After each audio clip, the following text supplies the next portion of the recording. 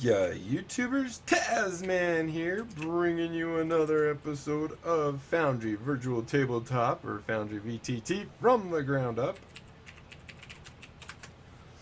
And in our last episode, we kind of went over all the different dice rolling mechanics, and I think we did pretty good. There's actually been some added in the latest version, however, I do not have that. To get it, you would actually have to come change your release channel to be the alpha unstable, and it would actually be the 7.0 version of Foundry. But I'm not going to do that because I don't want to be that experimental. We'll just wait a little while and it'll update and come available to us. One other thing I wanted to point out is yet another awesome module has been released that he's in partnership with or something like that. This one is by Domili or something like that. But if we come into install modules here and do DOM, so we have Domili's Wondrous Works battle map collection. So this is an additional 27. I think if you add all these free maps up that we've done, I think you're now at 100 free maps that you can use just by telling it to install the collection. I'm not going to actually do that right now. I'm going to do it later, but not right now. Might as well make sure everything's updated while we're here. So let's see, there were some things I wanted to talk about and I can't remember. So like I said, in the last episode we actually went over dice and the commands and mechanics for the dice rolling. It wasn't all 100% clear to me as the logic behind some of them, but I'm sure there is some logic there. I'll research it and see what I can find out, but definitely some really cool options that you can do. Did this not do anything, or did it? Updated. And I don't think the game system's updated. If we click on that, nope, updated. Alright, so we're going to go into our test world. Right here, we're going to choose Game Master. I hit enter, or I hit shift enter or something. There we go. And we'll also log in as my daughter, Derby Fam. So LOCAL, localhost 30,000, and Derby Fam, boop, right there. No password on that one. So, and of course we get this guy. There has been updates to this, but I haven't had a chance to actually look and see what they are. But I'm pretty sure they are awesome because it's an awesome add-in. Okay, so in the last one, like I said, we kind of went over here. Oh, and I pulled up, I don't remember, did I do that while we were online? Or did I do this afterwards just so I could show you it? But we have this right here. This is, I believe it's Simple Dice or Dice Tray. No, it's Dice Tray.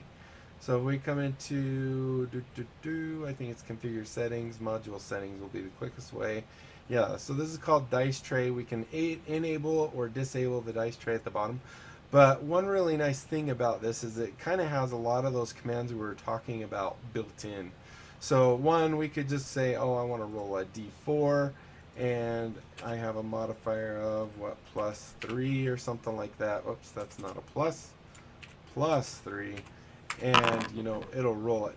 The other thing you do, if you click on the dice, which actually has a thing, you get this calculator, which is really cool. So you can do more advanced stuff.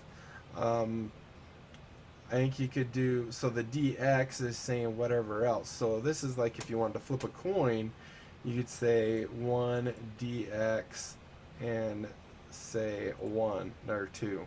1, that'd be kind of silly to do a 1. Can I go back? Delete. Nope. So we said 1 DX and 2. That'd be a two-sided dice. You can, or a flipping a coin. You can see we rolled a 1 off of it. If we did it again, oh, it doesn't actually do that one as a command. But you do have all these options. You have D100, 4, 6, 8, 20, 12, 10. You can clear it. You can apparently do math with it.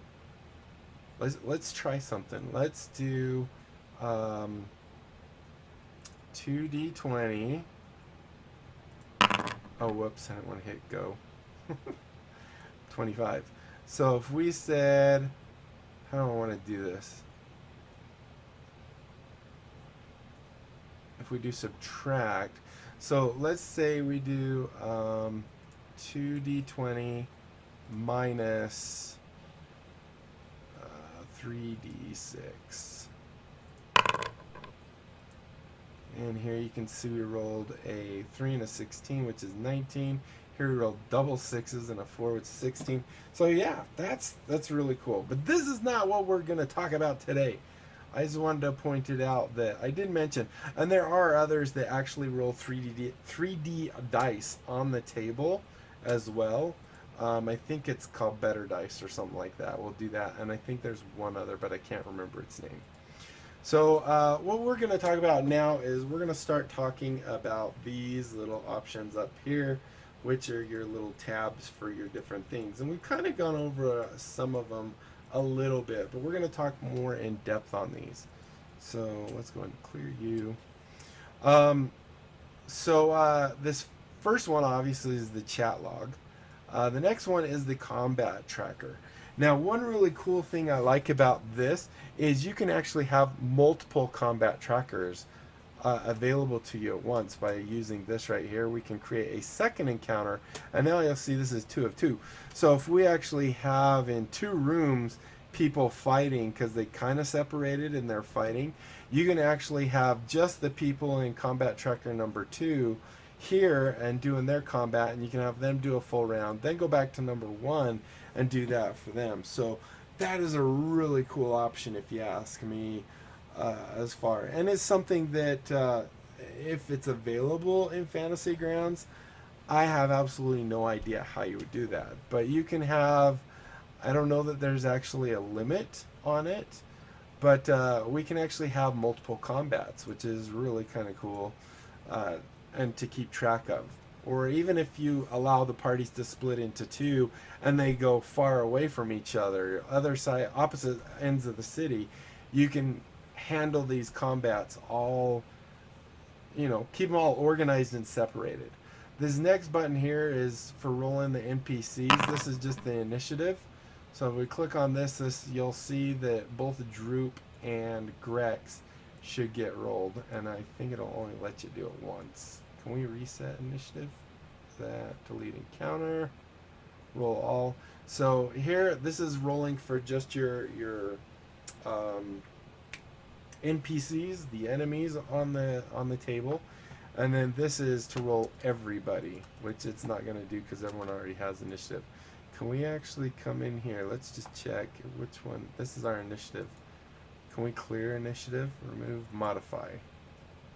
So what if we just delete it and I just say modify. So we can also individually roll on them because they have the little die here. But let's just go ahead, and I don't want to modify, go to 0. I didn't do it right, did I? Dang it. Modify, go to 0. I don't think I saved it. And then modify and modify. So here you can see all 3 of them. If I just click on the combat or the NPCs, you'll see it only rolls for them. That way players can roll for themselves. And once again, they can simply roll by coming into here and is it double clicking this? Actually, no, they just roll. Yeah.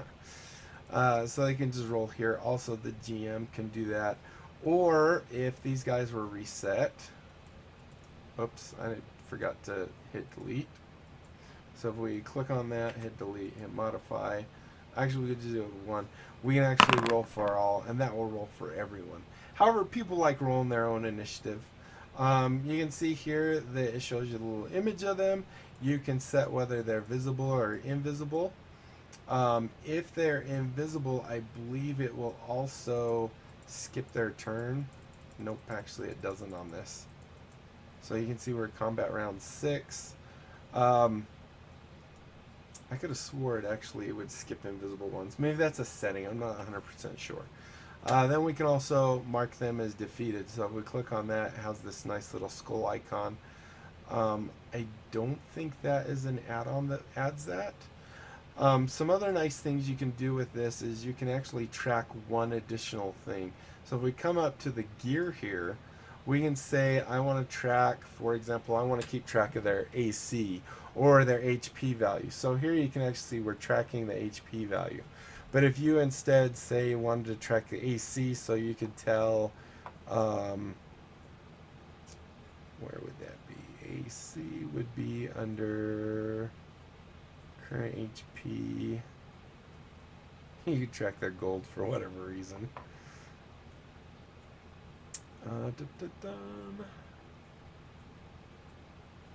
Acrobatics, those are all skills.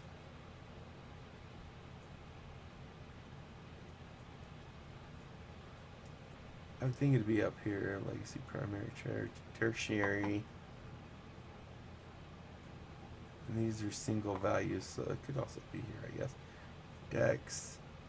I mean, technically your AC, or not AC, is going to be, oh, there it is, AC value. So if we say that and then say save tracker, you can actually see that, yeah, they have an AC of 15. Brindy doesn't have an AC because we've never set it. Let's go ahead. We also have this skip defeated. So if they're defeated, I thought there was something also that it would bypass.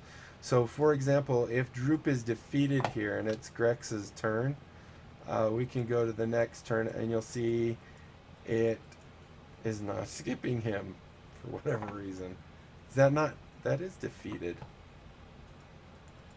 I love it when things don't do what you're expecting them to do. Oh, I didn't actually save it, did I? Because I wanted to change this. So let's go back here. We'll save it now.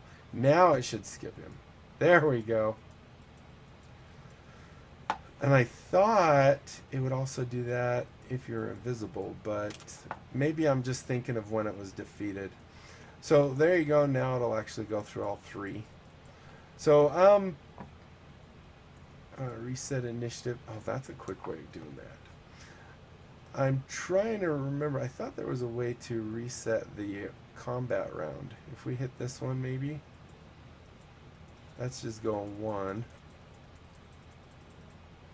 Not started. Combat round. Not started. So I guess these buttons down here are just simply telling it where this guy is. It doesn't actually hold any value for this. It's not like going to remember previous states and you can back them all up. So I think that pretty much covers this. If you have any questions about the encounter combat tracker, feel free to leave them in the comments down below and I will look up and find out any information that I can on the things. The next one is the scenes. So this is your actual battle maps. It contains the various information. I think we kind of talked somewhat about these, but we're still going to talk more. For example, here we have Axe Home, which we imported from D&D Beyond using our Foundry assets. What's it called? Foundry VTT assets or whatever. So when you bring in a map by creating a new scene, and you can also create folders to put scenes in, you can choose their color. So if we want to say, for example, 2 of these are actually from Dragons of Icespire Peak. So let's see if we can get this to work right. Dragons, Icespire. And one thing that there has been a complaint on, but I believe is being looked at, is this text right here. Right now we don't have the ability to change. So if you pick a light colored folder, you're going to have a heck of a time seeing these values here. So if we pick, for example, you know, maybe a nice, let's do a nice purpley color. And then say OK.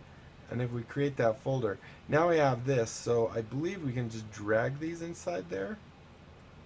Like so. And then you can collapse and expand it here. You can create scenes directly in that folder, because if you do it down here, it's just going to create it in the main area. You can see they're slightly indented, so you can actually tell that these ones are not inside that folder.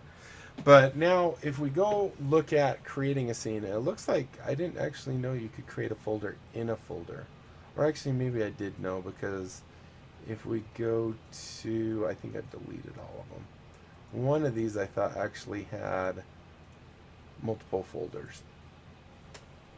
So you can nest folders. I don't know if there's a depth limit, but there probably is some kind of depth limit, but it's not actually listed, at least where I could find it. So if we wanted to create a new scene, let's just go look at the options there. We don't actually need to create one, we're just going to go over the options. So you give it the scene name. You have journal notes, so if you've already written up journal notes, you can actually click on them and you can link journal notes to that scene. Then you also have the appearance. This is where your image is, the actual map. It's going to have the how big you want it in pixels, for in this case 4000 by 3000. The background color is, what color is the main background, the whole area outside. If we go in, say, well, here, I think it's this color right here. So if we go look at Stonehill real quick, and you'll notice it's this gray color. If we click on that, and let's say we want a more of a, let's have a nice kind of, what is that, pumpernickel or some funky color like that. Now if we close it, do we have to close this too, I wonder?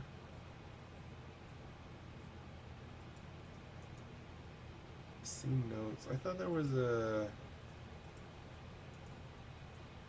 I think we have to have people off this one. So if we activate that one, let's not do that one. Let's do this one. Activate this one. So if we wanted to, I thought we got rid of it a while ago. Is it? Oh, it's toggle navigation, I believe.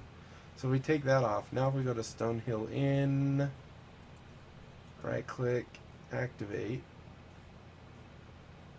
It's not showing the, I could have swore it was the background. Wait, did I not? I didn't save it, did I? Dang it. I am really getting good at not saving things as we go.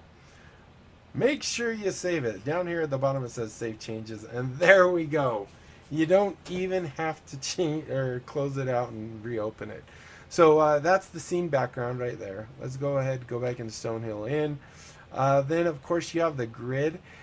This grid, to be completely honest, is really tricky to use. I highly recommend getting this add-on right here called, I don't have a search in here, do I? Where is it called? It's something grid. So it should not be too hard to find, other than I have lots and lots. Grid scale menu. So if we go activate this real quick, I'll show you it. The way doing the grid on here is just actually kind of difficult. At least for me. Maybe for you it's not. But once you've added this, and I think, do we have to do anything in here? I don't remember. Virtual table. Wait, I don't see it. Did it not activate? Oh, that was the wrong one. I know I hit save that time because it rebooted. Grid. It says it's right here. This should add some buttons to modify grid. Maybe is it this one? Rectangle template.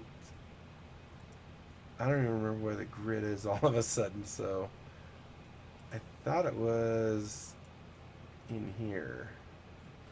And I know I've seen this. I know. No.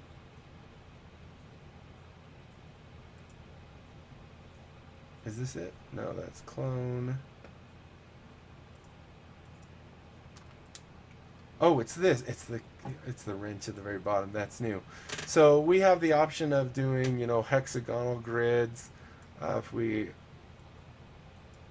can change the XY position.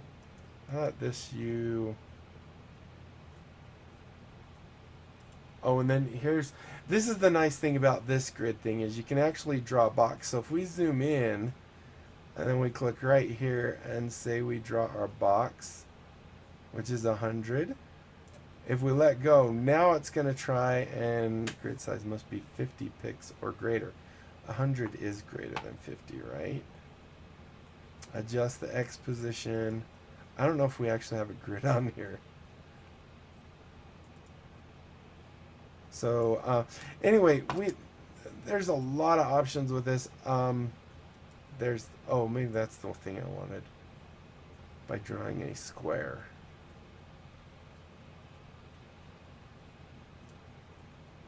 So now the grid's set to 100. And then you can also tweak it to the left and right and stuff like that.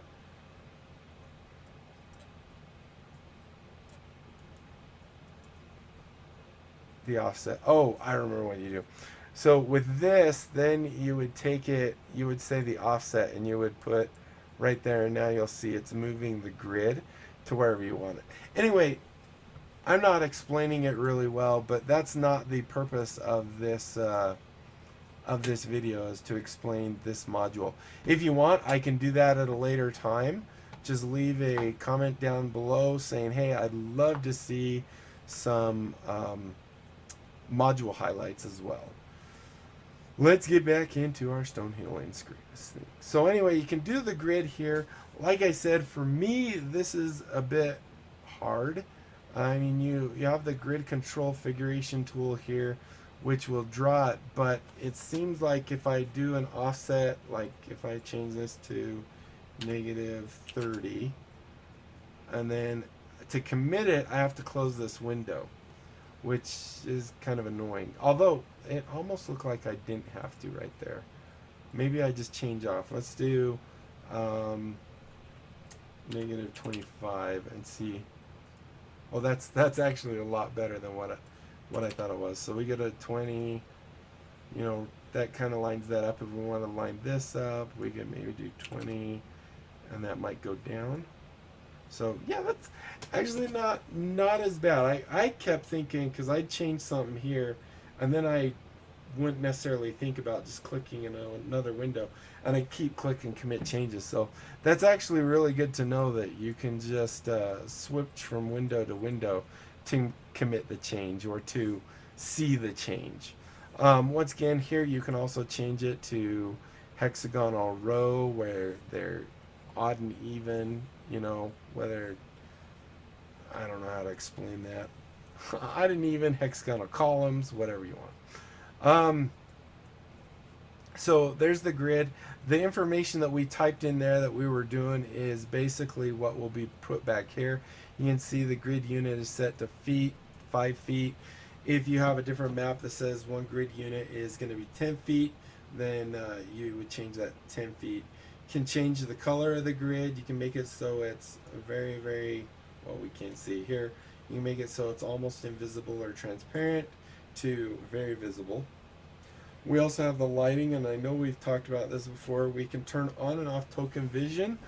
As you can see, this restricts the visibility within the scene based on the controlled token and their vision. So this makes it so the vision of the token, like if you're outside in a map, for example, our animated one, we might want to turn off token vision if it's like a giant field and there's no real obstructions of walls and nature and stuff like that, where it's just a nice big area. You could turn that off and probably save some CPU cycles and such.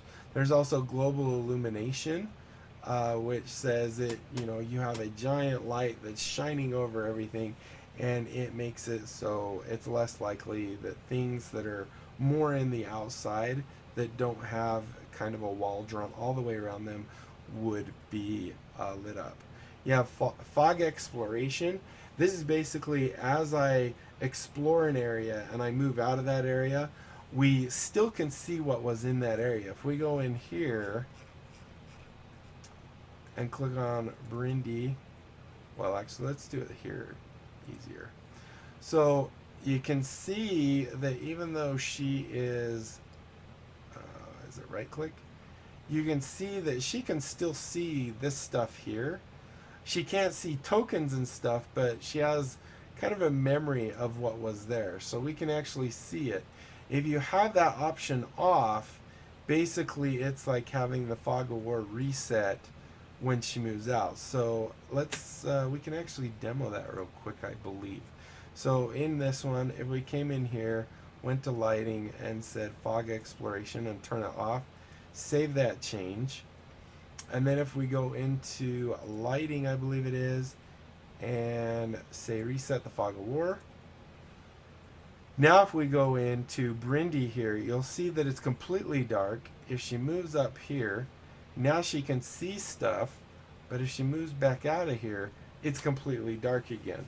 So even though tokens and stuff will disappear, but you can still see what was there,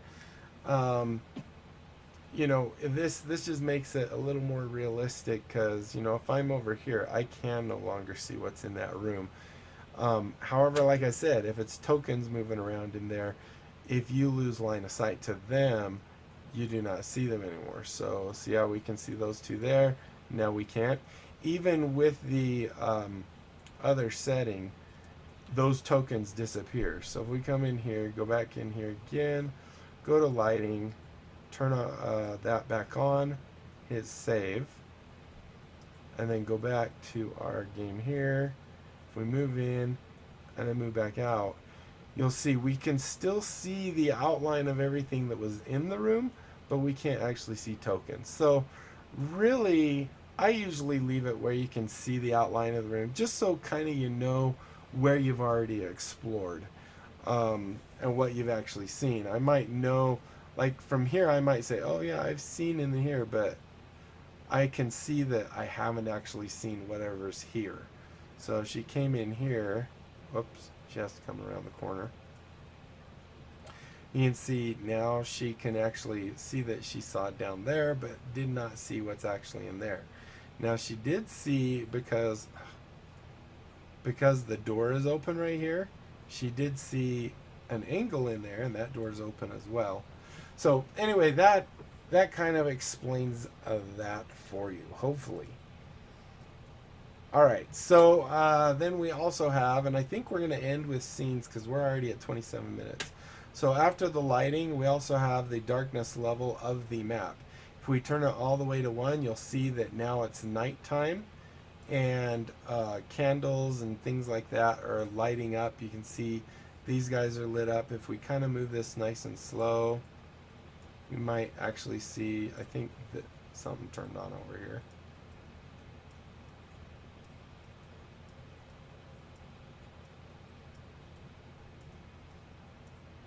No, it doesn't look like I have anything really set up for that.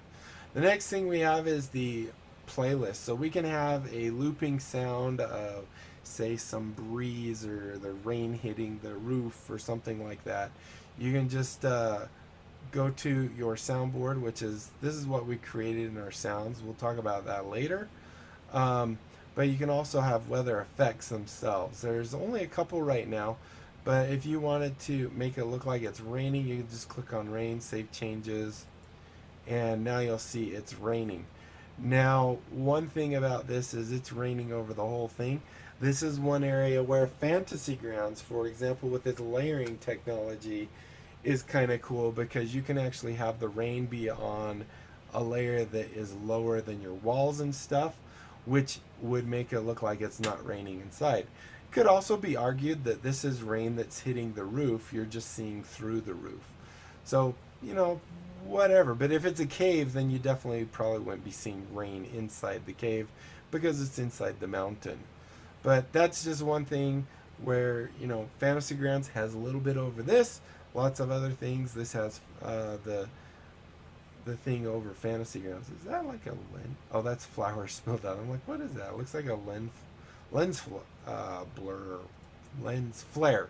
Flare is the word I'm looking for. Let's go back in, and I think we're now to the weather effect. We'll go ahead and turn that back off to nothing. Autumn leaves just have leaves that are kind of just sprinkled all over the place. You can also change the initial view for your players. So if I want, when this map comes up if I want it to be locked down to, say, just a bedroom or, you know, something like that, what I can do is I zoom in to where I want that to be. Right click here, and I can't see what's under here very well, but if I were to go into the scene and zoom in, say, to these two bedrooms, and now you'll see it's captured the initial position. So I believe if we go look at Derby Fam, you'll see she's at regular view. Let's go ahead and share that other one and see if this works as I'm expected to. We activate this noisy one with the wind and stuff going. And then if we come back in here, we can go back to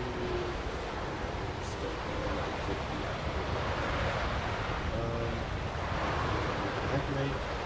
So now if we go ahead and say activate, you'll see we're zoomed in right where we wanted it to be, and she should be there too, but maybe because she's already had her token on this map, it keeps it where it was.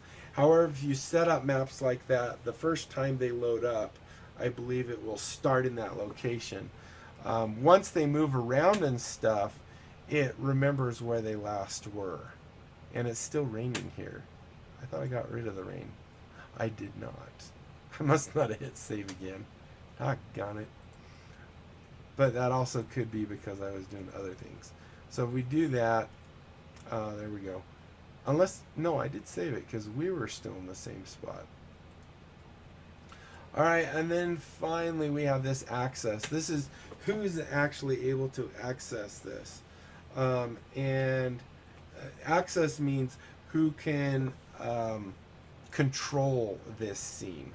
So if we don't want them to be able to change, you know, click on doors and all that fun stuff, where they can unlock them, because they can already open and close doors, but they can move assets and things. If we change this off of GM only, then they might be able to actually move our panels, tiles around. Then in show and navigation, we can say this is what I want it to be called in the navigation. So here you can see it's called Stonehill Inn, and down here this is what we're actually calling it up here. So if we wanted to, if this for example was the Dragon Queen's lair, we might not want the players to see Dragon Queen's lair, because then they will know that, hey, this is going to be the Dragon Queen here. So if we just say a deep cave or something like that, a cave with a, you know, complex of tunnels, or I don't know, whatever you want, this is what they're going to actually see. So that's pretty cool. So I think this will pretty much cover it for this episode. I know we had a couple little mishaps here and there, but I think we also learned some things along the way, such as save as you go. Definitely save. Either way, I do hope you enjoyed. If you did, be sure to leave a thumbs up down below. Aside from that, comment, like, and subscribe. Follow me on Twitter. Check out my Discords. If you haven't, sign up for my Discord. The Great Big Game giveaway has happened, and winners have been announced. However, if the people that have won the game, there's 57 of them, if they don't claim their game, then after 2 weeks, they're being pulled out and new people might be drawn in.